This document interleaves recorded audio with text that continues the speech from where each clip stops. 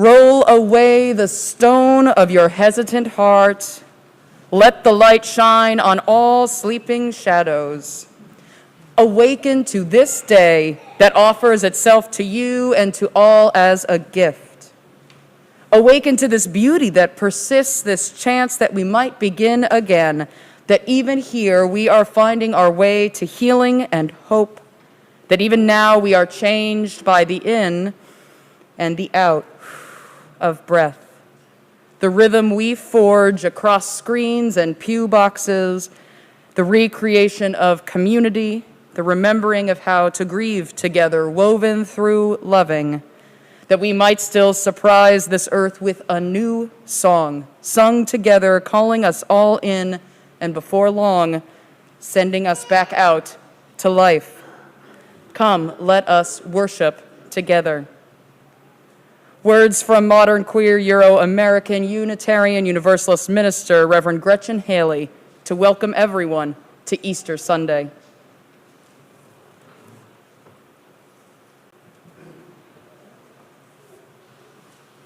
Welcome to First Parish in Needham, a Unitarian Universalist congregation founded in 1711 along with the town of Needham. We are a proud LGBTQ welcoming congregation, climate justice seeking green sanctuary, and level 2 sanctuary supporting congregation for immigration justice.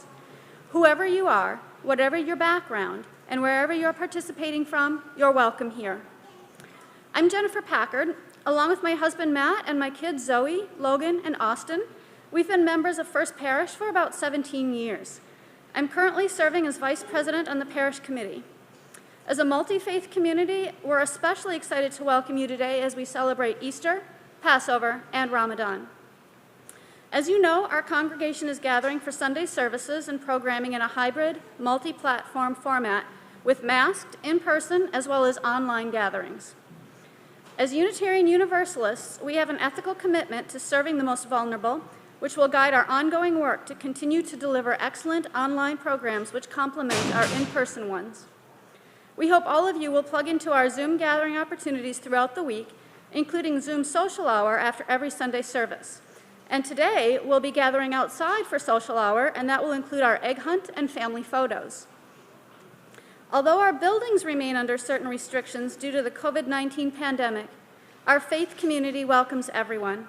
You can learn more about all that's happening at First Parish by going to our website, uuneedham.org, or by following us on Facebook, Instagram, and YouTube. For all Zoom links and the most up-to-date information, please sign up for our weekly email newsletter by going to our website and clicking Get Involved, Newsletter, or send your request to office@uuneedham.org. Our sincere hope is that these online, hybrid, and outdoor services and connection opportunities will help us keep the public health precautions required during this pandemic without losing much of the spiritual, emotional, and social closeness that we treasure in our faith community. If you're watching this service from outside the church, take a moment now to say hello and introduce yourself in the chat box. Welcome again to everyone, and good morning.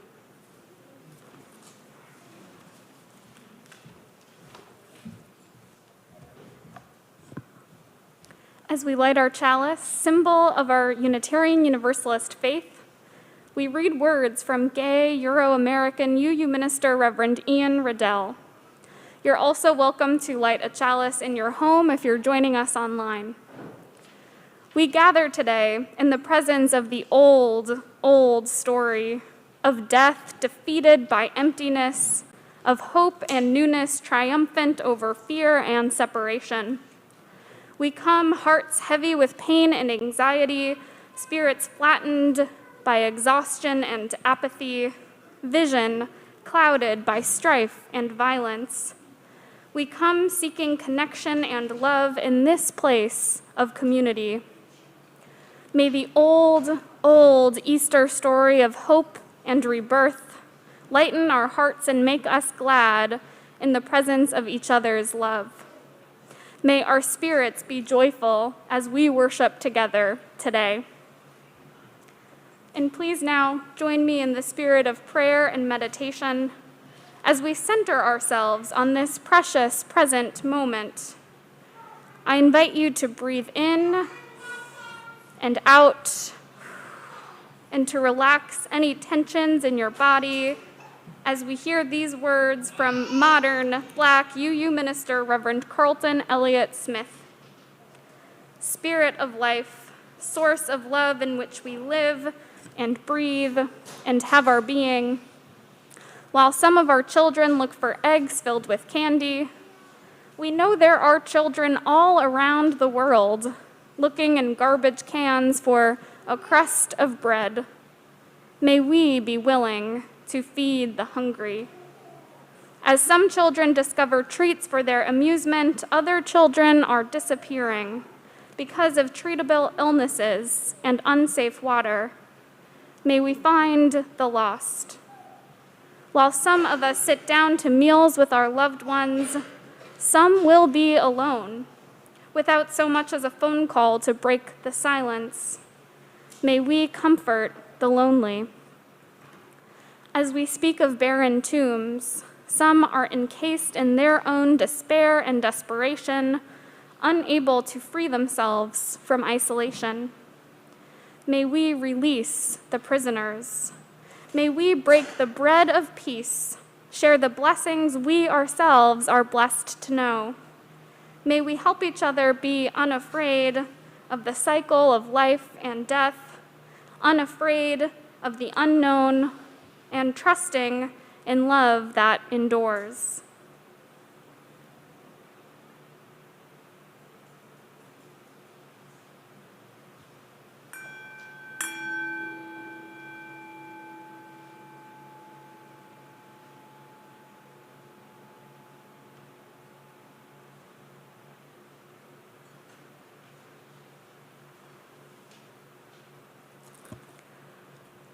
Amen.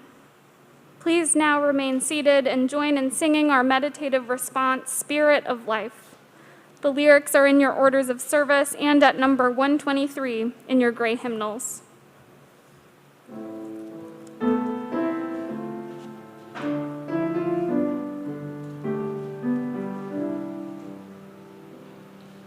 Spirit of life, come unto me. Sing in my heart all the stirrings of compassion. Blow in the wind, rise in the sea, move in the hand, giving life the shape of justice. Roots hold me close, wings set me free. Spirit of life, come to me, come to me. Spirit of life, come unto me. Sing in my heart all the stirrings of compassion. Blow in the wind, rise in the sea, move in the hand, giving life the shape of justice. Roots hold me close, wings set me free. Spirit of life, come to me, come to me.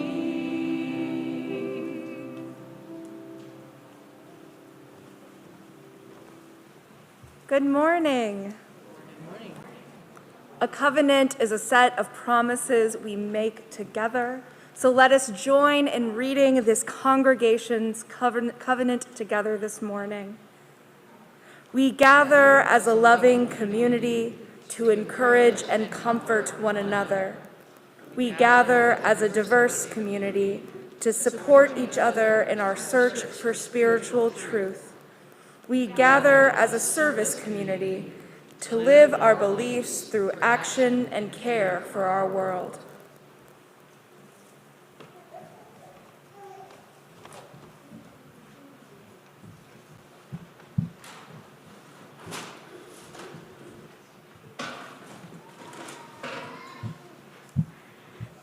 Sarah Elizabeth, don't you just love springtime in New England? I certainly do. I've been taking walks and runs along the Charles River recently, and the cherry blossom trees are in full bloom. It's like an enchanted garden. It makes me want to plant something of my own. Do you think that you could help me? Of course I can. What do you need? Well, I'm definitely going to need a pot to hold the soil, the seeds, and the water. Do you have one of those that I could use? Oh, yeah. How about this one? It's perfect. Well, so I'm also going to need some seeds and some soil too. I've never done this before, you see. Do you happen to have some that I could use? Of course. All right, well, here are your seeds. All right. And of course, some soil.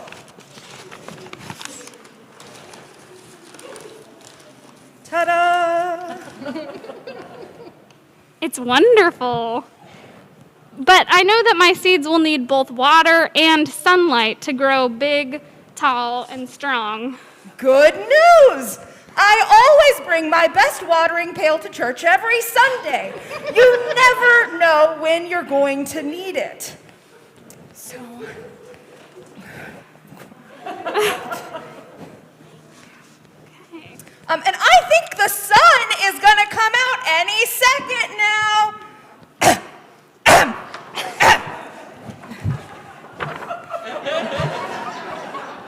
Excellent. This is great. But, you know, Sarah Elizabeth, as I'm beginning this growing project, I'm thinking about the cherry blossom trees along the Charles. I'm thinking about other forests and wild places that I've been to in my life. The natural world doesn't have these expert gardeners like you. How does all this happen out there in those wild places? There isn't an entire landscaping staff in the forest? Just kidding. Of course there is. The landscapers just aren't human. In the wild, things grow a little bit differently. So, what if together, all of us, just for now, we pretend to be a bunch of critters living in the woods? Ooh, I like this idea. I call being a deer. Excellent. Everyone consider what animals you would like to be here in the sanctuary. I love it. I think I will be a brightly colored bird. Now, we're in the forest, so the first thing we need is a place to grow our plant.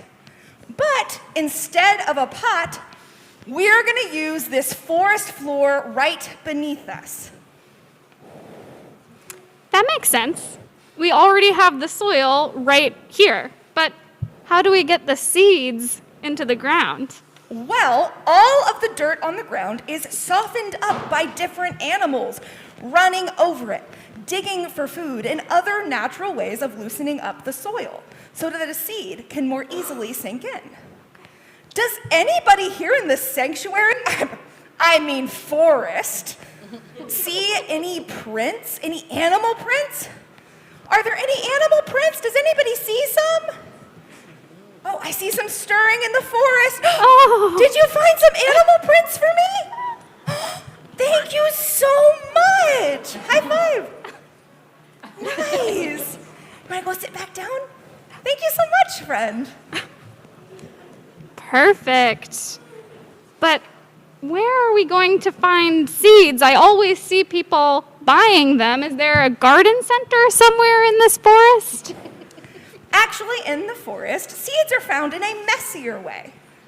Oftentimes, plants will grow from, well, death. You see, in the wild, a plant will grow fruit which has the seeds we need in it. Some of that fruit gets carried away and eaten by eager forest friends. Does anyone see one of our forest friends around here? Any forest friends? Oh, thank goodness, one of our forest friends. Oh, thank you. Okay. All right. Aha, amazing. One of our forest friends is here hungry and in need of a snack. Well, we cannot let them go hungry. Does anybody have a snack for this hungry bunny? Anyone out there? Any berries? Any snack? Oh my gosh. Thank you so much. Perfect. A strawberry snack for this hungry bunny. But wait, how are we going to get seeds from this strawberry if the bunny eats it? Right. Well, this bunny is going to eat a lot of strawberries, but bunnies are also very messy eaters. So as different animals eat this fruit, some of it gets dropped, and it starts to rot and die. Nobody wants this bunny's half-rotten strawberry, so it stays on the ground. And some of these different fruits will fall into All of that dirt that we found that was partially dug up by other animals earlier. So the partially dead fruit gets buried in here along with all of its seeds where it can start to grow. right. And when it rains, it gets watered, and it has all of the sunlight it needs out here. All of the sunlight it needs out here.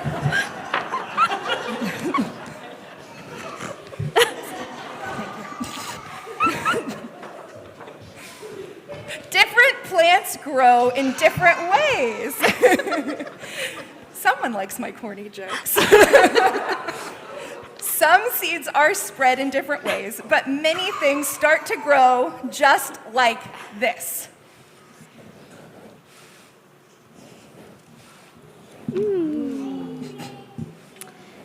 It is amazing how creative nature is. But this whole process feels so messy. How did something so beautiful and so fresh come from rotten fruit? Don't we usually throw stuff like that away and ignore it? There is a cycle to life.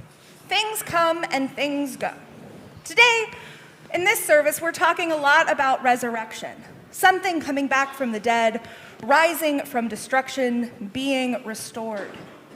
It is easy to think that we do not see resurrection in our everyday lives. But just like the community of our forest helped this plant to grow from something that was dead and discarded, we can also tend to those things that have been destroyed or lost so that something beautiful can grow. It sounds like resurrection means hope. Hope that new growth and new beginnings are possible. Hope and possibility can be found somewhere as messy and as chaotic as the forest floor. Exactly. We can even use resurrection in our own lives to grow our own bit of hope right here at home. Thanks, Sarah Elizabeth. And thanks to you all for helping us find what we needed in this big, dense forest sanctuary. Here ends our Time for All Ages this morning. Thank you so much, Sarah Elizabeth and Jenna, and all of our helpers here in our sanctuary forest. And Sarah Elizabeth, have fun setting up our Easter egg hunt and photo shoot area with some of our helpful teenagers. I don't know, I didn't see one there. I think one's out there. But thank you all so much. We'll see you out there soon.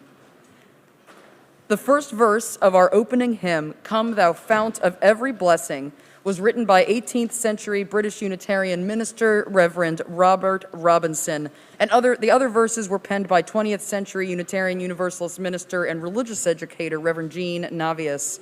Please rise in body or in spirit and join in singing Come Thou Fount of Every Blessing. The lyrics are in your orders of service and at number 126 in your gray hymnals.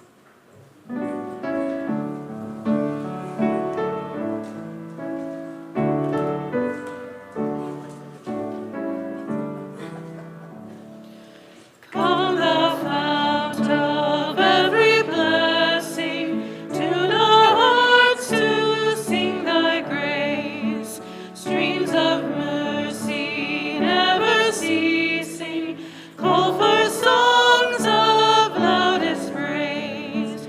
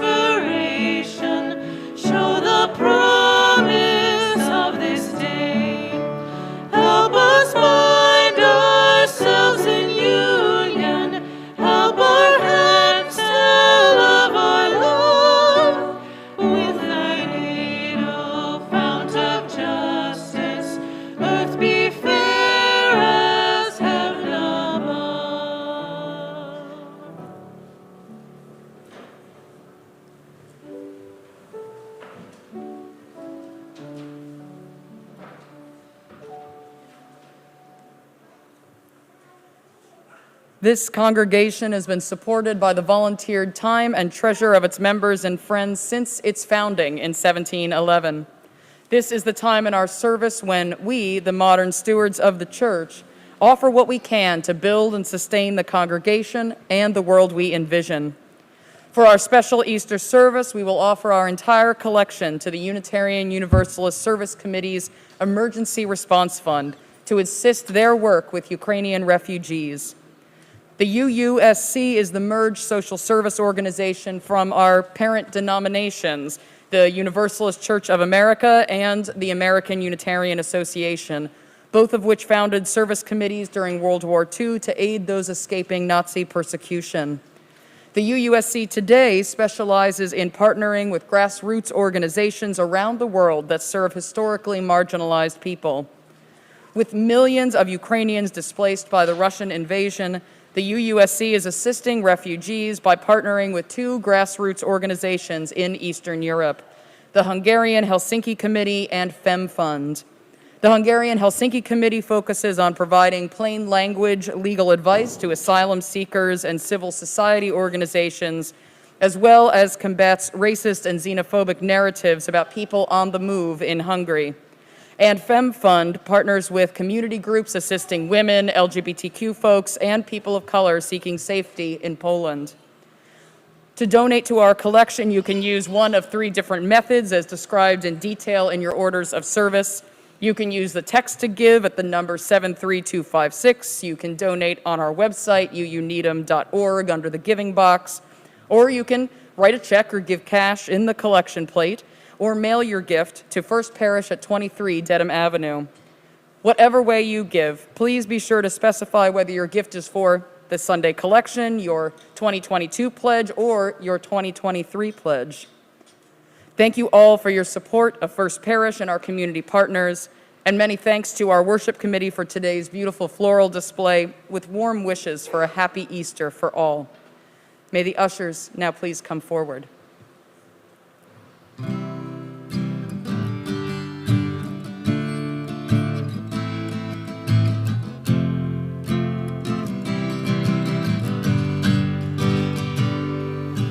A decorated general with a heart of gold that likened him to all the stories he told of past battles won, lost, and legends of old.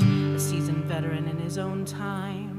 On the battlefield, he gained respectable fame with many medals of bravery and stripes to his name. He grew a beard as soon as he could to cover the scars on his face and always urged his men on. But on the eve of great battle with the infantry and dream, the old general tossed in his sleep and wrestled with its meaning. He woke from the night to tell what he had seen. He walked slowly out of his tent. All the men held tall with their chests in the air, with courage in their blood and fire in their stare. It was a gray morning and they all wondered how they would fare. The old general told them to go home. He said, I have seen the others and I have discovered that this fight is not worth fighting. Oh, and I have seen their mothers and I will no other to follow me where I'm going. So take a shower and shine your shoes. You've got no time to lose. You're young men, you must be living. Take a shower and shine your shoes. You've got no time to lose. You are young men, you must be living. Go on now, you are forgiven.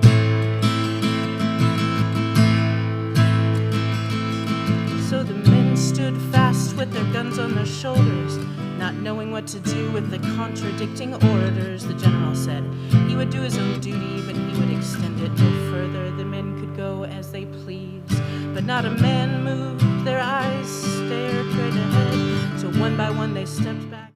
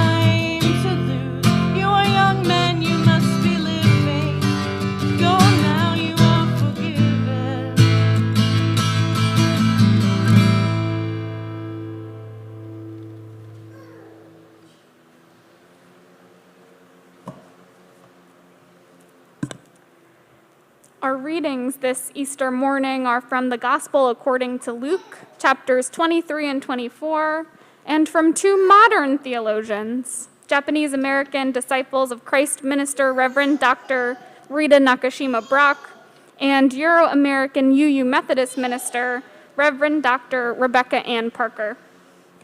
The Gospel of Luke was written about 60 years after the execution of the first century prophet, Jesus of Nazareth. These verses offer one version of 4 of the resurrection of Jesus after he was crucified by Roman authorities for being proclaimed a king. It was written, "The women who had come with Jesus from Galilee saw the tomb and how Jesus' body was laid. Then they returned and prepared spices and ointments. On the Sabbath day they rested according to the commandment. But on the first day of the week at early dawn they came to the tomb, taking the spices that they had prepared. They found the stone rolled away from the tomb, but when they went in, they did not find the body. While they were perplexed about this, suddenly 2 men in dazzling clothes stood beside them. The women were terrified and bowed their faces to the ground, but the men said to them, 'Why do you look for the living among the dead? He is not here, but has risen. Remember how he told you while he was still in Galilee that the Son of Man must be handed over to sinners and be crucified, and on the 3rd day rise again.' Then they remembered Jesus' words, and returning from the tomb, they told all of this to the 11 male apostles and to all of the rest. Now it was Mary Magdalene, Joanna, Mary the mother of James, and the other women with them who told this to the apostles. But these words seemed to them an idle tale, and they did not believe them. But Peter got up and ran to the tomb. Stooping and looking in, he saw the linen clothes by themselves. Then he went home, amazed at what had happened. While the apostles were talking about this, Jesus himself stood among them and said to them, 'Peace be with you.' They were startled and terrified and thought that they were seeing a ghost. He said to them, 'Why are you frightened, and why do doubts arise in your hearts? Look at my hands and my feet. See that it is I myself. Touch me and see, for a ghost does not have flesh and bones as you see that I have.' And when he had said this, he showed them his hands and his feet. While in their joy they were disbelieving and still wondering, he said to them, 'Have you anything to eat?' They gave him a piece of broiled fish, and he took it and ate in their presence." Our second reading is an excerpt from an article published in our denominational magazine, the UU World, in 2008. Reverend Doctors Nakashima Brock and Parker had just published their latest scholarly work, which is called Saving Paradise: How Christianity Traded the Love of This World for Crucifixion and Empire. For the UU World article, they wrote, "Images of Jesus' crucifixion did not appear in churches until the 10th century. Why not? This question set us off on a 5-year pilgrimage. Initially, we did not believe it could be true. Surely, the art historians were wrong. The crucified Christ was too important to Western Christianity. How could it be that images of Jesus' suffering and death were absent from those early churches? We had learned in church and in graduate school that Christians believed the crucifixion of Jesus Christ saved the world and that this idea was core to the Christian faith. In our first book, Proverbs of Ashes, we challenged this idea because we saw that it contributed to sanctioning intimate violence and war. The doctrine of substitutionary atonement uses Jesus' death as the supreme model of self-sacrificing love, placing victims of violence in harm's way and absolving perpetrators of their responsibility for unethical behavior. The idea deeply troubled us, but we never questioned its centrality to Christianity. We were unprepared then for the possibility that Christians did not focus on the death of Jesus for 1,000 years. As we visited ancient sites, consulted with art historians, and read ancient texts, we stepped back, astonished at the weight of this reality. Jesus' dead body was just not there. As we realized that the crucifixion was absent, we began to pay attention to what was present in early Christian art. Paradise, we realized, was the dominant image of early Christian sanctuaries. And to our surprise and delight, we discovered that early Christian paradise was something other than heaven or afterlife. In the early church, paradise, first and foremost, was this world, permeated and blessed by the Spirit of God. It shows how Jesus' teachings and the practices of the early church affirmed life in this world as the place of salvation. Within their church communities, Christians in the first millennium sought to help life flourish in the face of imperial power, violence, and death. Paradise is not wholly lost. As inheritors of Western Christianity, we believe we must stand again at the open doors of paradise and bless this world as sacred soil, as holy ground, and as a home that all must learn to inhabit together. Here ends our readings.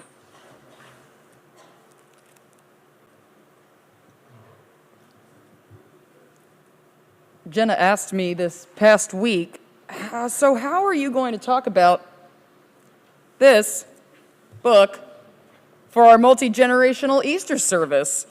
It was a good and wise question, and I'll do my best.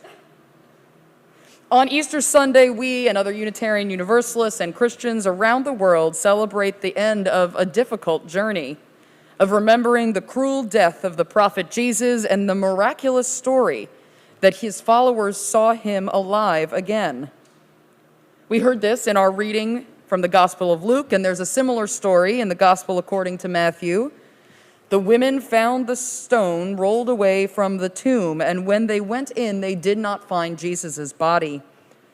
While they were perplexed about this, suddenly 2 men in dazzling clothes stood before them. "Why do you look for the living among the dead? He is not here, but is risen." There are lots of different ways to understand this story and the teachings of Jesus that were retold and written down in the Christian scriptures. I remember, in the religion of my childhood, the prominence of the cross in our church and a theology of guilt and indebtedness because our sins were why Jesus had to die.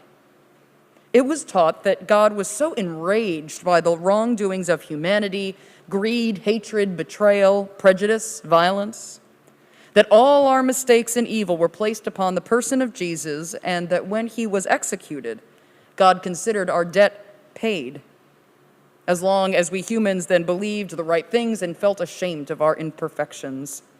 If we didn't, we would still face eternal punishment for our blunders. Now, not all Christian churches teach this theology of atonement, of repayment and forgiveness, but this is what I grew up with. I know many of you, especially our kids, have grown up with Unitarian Universalism, so this may seem totally unfamiliar. But does this sound familiar to any of you? Maybe. Okay. For many people in the world, this theology is a comfort. No matter how bad I am, no matter how many mistakes I make, I can be loved and forgiven. But I remember as a child being very confused by this explanation of the story of Holy Week into Easter. If this all-powerful God had created everything and expected humans to be perfect and we weren't, that seems like a design flaw that God should take care of through evolution. And if we're supposed to be perfect, then why does God get away with being so violent and unforgiving toward us, not acting the way we're expected to act? And especially as a child, I wondered, what the heck did I do for Jesus to deserve to die? That seems like a disproportionate response, which is a fancy way of saying it was an overreaction. In seminary, I read the Confessions, the biography of an early Christian theologian who said he knew humanity was inherently sinful because, have you met a baby? They are very selfish, and they cry a lot. And that was the moment I realized, wow, I really don't believe in this theology that I grew up with. For some of you, I imagine you're thinking, well, this is why you're a Unitarian Universalist, Reverend Katie. And you know, it is part of it. Because our historic faith understands the story of Jesus' death and resurrection during Holy Week very differently. It was exciting for me to read this tome, Saving Paradise, from Reverend Doctors Rita Nakashima-Brock and Rebecca Parker. It showed me that not only was I not alone in my disbelief about this kind of atonement theology, that Jesus' death and resurrection were because of our sins, but that as they wrote, in the early church, paradise, first and foremost, was this world permeated and blessed by the Spirit of God. Jesus' teachings and the practices of the early church affirmed life in this world as the place of salvation. The theologies of atonement most practiced in Western Christianity today, that Jesus' death was a satisfactory substitute for all of humanity's sins offered to an angry God, were first developed by Christian theologians in the 12th and 16th centuries. We are celebrating Easter Sunday today and remembering that story of the prophet Jesus, who was alive again after his brutal execution. There are many ways to understand this story, and here's one explanation from our spiritual heritage. Jesus was not killed by a God with such anger at humanity. Jesus was killed by the Roman Empire, an imperialist human institution, because Jesus preached against Roman rule in addition to his sermons on ethics and theology. God is not angry at humanity, but hopes for us to be better, and thus inspires teachers all around the world who preach compassion, justice, and peace, both among ourselves and within ourselves. Our Unitarian spiritual ancestors focused on humanity's ability to be better, individually and collectively. They believed in salvation and atonement by character, that our personal and communal work to better ourselves and society is what God wants. And our Universalist ancestors believed that God so loved all the world as a model for us, that humanity ought to be inspired by such a divine love to act with love in our day-to-day lives as well. Both our Universalist and Unitarian ancestors engaged in charitable and legislative work to improve living conditions, education, and fair treatment for all peoples. And our modern Unitarian Universalist Association and individual congregations like First Parish continue in this tradition of striving to create a heaven on earth for all living beings by increasing what is good about humanity to help bring about personal and societal transformation. As many indigenous spiritual traditions have taught for millennia, UUs understand that life and the earth are already holy, and we are called to offer proper respect, care, and gratitude in recognition of that fact. This doesn't mean that we ignore modern-day crucifixions. If we don't visit the tomb, we'll never find it empty. If we don't recognize what's wrong in our world, there's no way that we can work together on solutions. If we don't maintain our hope and courage, things will stay exactly as they are, with humanity harming and harmed, and our earth changing in ways that will lead to extinction. 20th century Euro-American UU minister Reverend Ellen Cooper wrote, "The story of the resurrection cannot go forward without a death. Sometimes the most profound transformations are the ones that emerge out of the deaths we face in our lives. Maybe a literal death, the hole left in your life when a beloved has gone and made you feel unmade by the loss. It may be any one of 1,000 lesser losses, the loss of a job or a friendship, the death of a marriage or partnership, a change in physical or mental ability, even the death of a long-held dream. These places of grief are barren places in our lives, God-forsaken places that teach us sorrow and suffering and lamentation. But feeling forsaken is not the same as being forsaken. The story of Easter tells us that death doesn't win, that love wins. Like the saplings that sprout among the ruins of a forest fire, like the phoenix who is born from its own ashes, like the crocus that pokes through the snow each spring, like the banana tree which dies but lives on in its children. Hope rises. Hope rises even in the face of death, even in our wilderness. We are not completely lost. The story of Jesus' death and resurrection challenges us to journey with our loved ones, even and especially in times of great hardship. The story of Jesus' death and resurrection challenges us to rise up against empire so that no one else dies for the power and enrichment of very few. The story of Jesus' death and resurrection challenges us to band together for a better world, though there are many powers and principalities working against the realization of a global, beloved community. We strive to remember, we strive to believe that love wins, that hope rises, that we are found in our community. Meeting these challenges can begin right here in this faith community, striving to put our values into practice and needing one another on the journey. I'll close with these words from our former ministerial intern, modern Euro-American UU minister, Reverend Molly Hausch-Gordon. Is new life possible? Is love stronger even than death? The question invites us to rise up and to live as though it were true, to make it true in our living. The lesson for the women, for the forces of empire, for us is this: you can crush love down, bury it, cover it over, but it will rise. It will reach for the sun, and we will reach for each other. Love will have the final word, even if that word is just a question, a wild possibility, a whisper to rise and follow wherever it may lead. Communities formed and nurtured in love will rise up for and with each other again and again, even when everything is uncertain, even when we are grieving, even when the loss keeps coming, even when we are forced apart, even when we are bone weary, we keep reaching for each other. We keep rising in love. Let's keep rising. Blessed be, and amen.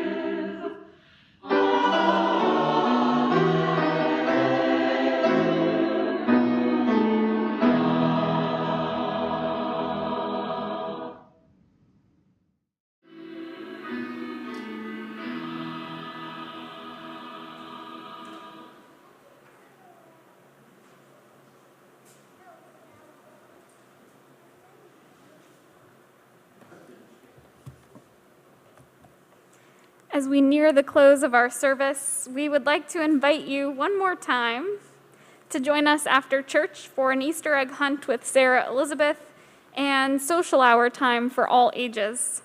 There will be crafts, games, and a photo booth set up for those not hunting eggs. It will be so good to visit with you all. I'd like to invite you all to join us next Sunday at church as we honor Earth Day with a service from the UU Ministry for Earth. As the staff team will be off for the weekend, the service will be live streamed to both the parish hall and our YouTube and Zoom pages. During the service, the Children's Religious Education Program will meet with Dana Robinson downstairs, and the junior youth group for middle school will meet downstairs with Rana Monadorfer. All are welcome. I also want to highlight all the many opportunities to connect with First Parishioners throughout the week this week. You can join Caregiver Support Group after church today at 12:30 on Zoom, Writing Escapes, a short sunset Vesper service, or our meditation group this Thursday on Zoom, Zoom Creative Escapes, or the weekly vigil for the climate at the Town Common on Friday, or the Sunday night book group next Sunday, where the book The Mountains Sing by Nguyen Phan Quay Mai will be discussed. Finally, don't forget to wish our senior youth group well on their service trip next week up to Ferry Beach in Maine. You can stay in the loop about all these First Parish programs and more by signing up for our weekly email newsletter, The Bell Notes, by clicking on Subscribe to Newsletter on our website, uuneedham.org. And please remember, if you fall ill or need any pastoral support, to reach out to Reverend Katie, myself, or the pastoral care team and caring crew via phone or email. And now, we always extinguish our chalice with words promising to carry its flame in our hearts until we are together again, no matter how long it is until we are all together again.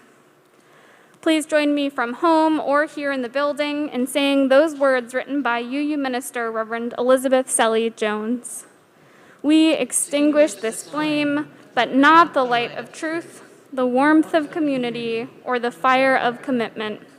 These we carry in our hearts until we are together again. Our closing hymn, Now the Green Blade Riseth, was written by 20th century Anglican priest Reverend John MacLeod Campbell Crum.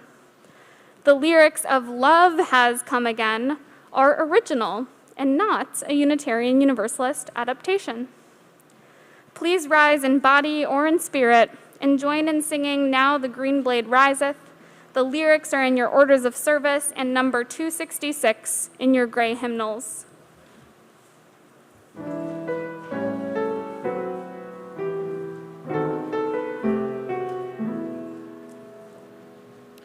Now the green blade riseth from the buried grain. Weed that in dark earth many days has lain. Love lives again, that with the dead has been. Love is come again, like weed that springeth green. In the grave they laid him, love by hatred slain, thinking that never he would wake again. Laid in the earth like grain that sleeps unseen. Love is come again, like weed that springeth green. When our hearts are wintry, grieving or in pain, love's touch can call us back to life again.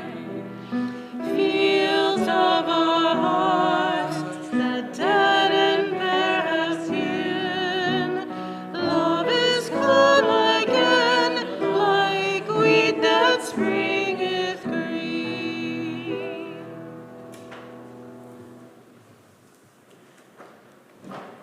As we close our worship today, take these words adapted from Euro-American UU Minister Reverend Tess Baumberger with you as a benediction.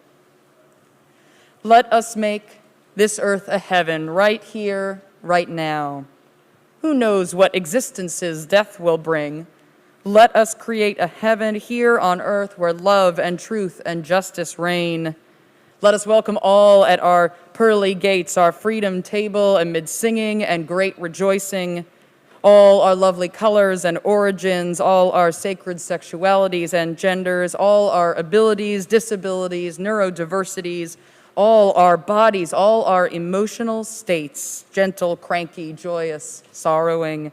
Let no one feel excluded, let no one feel alone. May the rich let loose their wealth to reign upon the poor, and may the poor share their riches with those too used to money.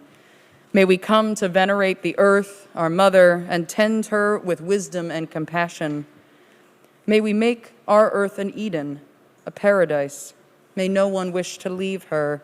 May hate and warfare cease to clash in causes too old and tired to name: religion, nationalism, the false god of gold, deep-rooted ethnic hatreds.